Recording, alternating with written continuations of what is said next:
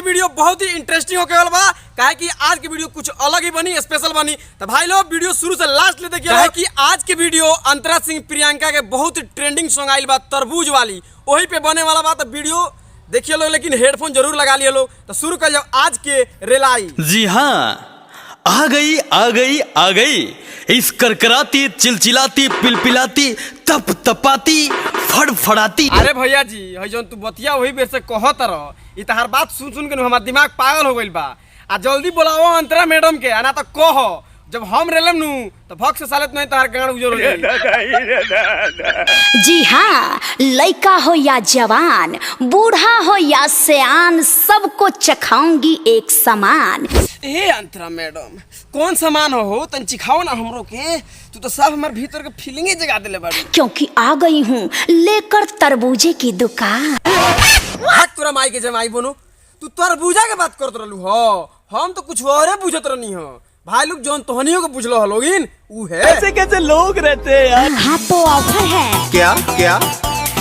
अच्छा तो आज ऑफरो बा, तो कथी कथी बा ऑफर में हो? टोना टोना और पकड़ना फ्री है। ओहो। अच्छा, छूना टोना पकड़ना फ्री है।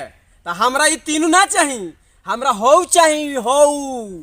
बड़का तरबूज बा, छोटी चुकी में ना होई, हमरा घरे ढेर लोग बा। तो हनी दूसरा कुछ समझ जाता लोग भाई लोग। आर you comedy me?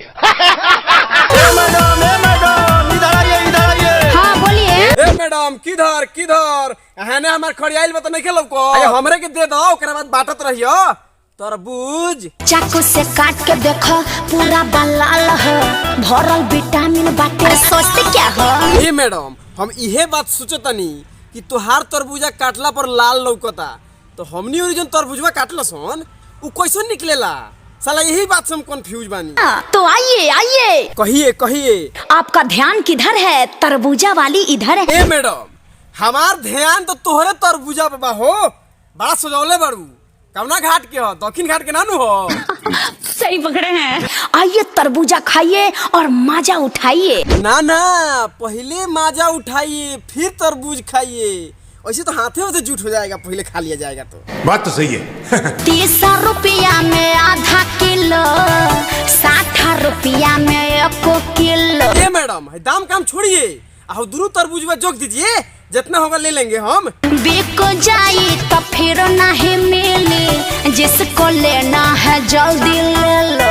A madam, पहले हम ही को दे दीजिए, उसके बाद और किसी को देते रहिएगा। अरे ध्यान किधर है? तरबूज इधर है। ए मैडम, मेरा ध्यान आप ही के तरबूज पर है, कहीं और मेरा ध्यान थोड़ी गया है। किनेला सौदा हो खेला रोजा मार, हो खेला रोजा मार। हाँ हाँ मैडम, हम ही बात से एग्री करता नहीं कि झगड़ा हो तो जब तुम्हार सौदे इतना ना टाइट बा तो झगड़ा होकबे करी।